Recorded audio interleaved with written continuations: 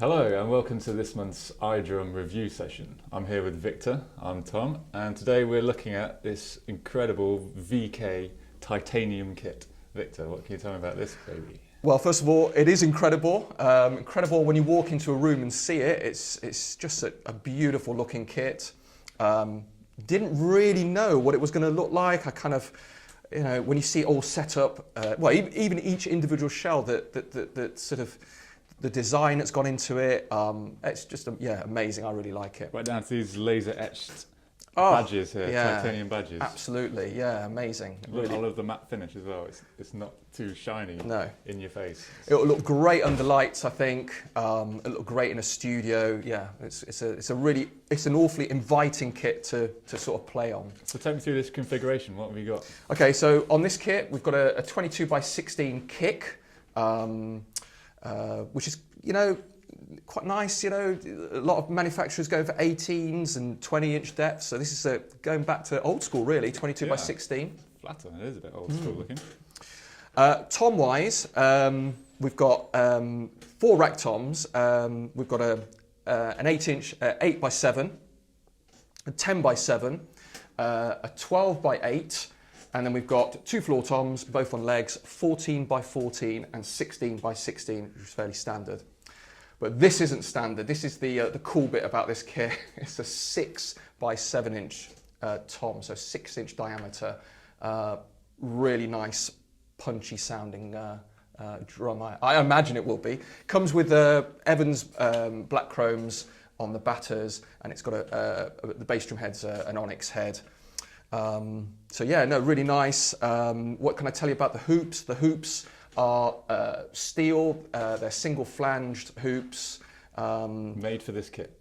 Made for this kit. Yeah, I mean, it's one of a kind, I guess. Yeah, they do look quite different to standard hoops, and it looks like a lot of work's gone into this. Oh yeah, absolutely. A lot of design work. Yeah, amazing. And the lugs too. The lugs are. Yeah, the lugs are totally designed. Yeah, phenomenal.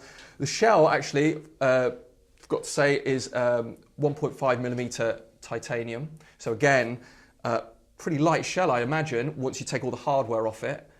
So, it'll be interesting to see, as I said, what it sounds like. The snare drum that it comes with this particular, although it's not part of the kit, it was sent with the kit for us to review, is a copper shell, 14 by 6.5. It's got a couple of really interesting characteristics on there as well. Yeah. What can you tell me about these interesting characteristics? Okay, so quite exciting, which we'll have a closer look at later on. The throw, if you take the throw away, there's a drum key concealed in there. So as long as you put it back in to the throw, that is a very handy idea. I really like that idea. The hoop is the batter side hoop is a quick release as well on this particular snare. So it just makes changing heads. If you go through a head or the head's worn down, it just makes the whole process a lot quicker by just undoing the tension rod slightly. Just slide it, up she comes, put the new heads on, and really nice. We'll show you that later. Does sound handy. So it's a very high spec build, this kit. I imagine if you welded the whole thing together, you could probably get it into space. Yes, it's high spec kit. It's quite cool actually. It's a high spec kit. A lot of metal. Well, let's see how it sounds. Yeah, definitely. Let's do it.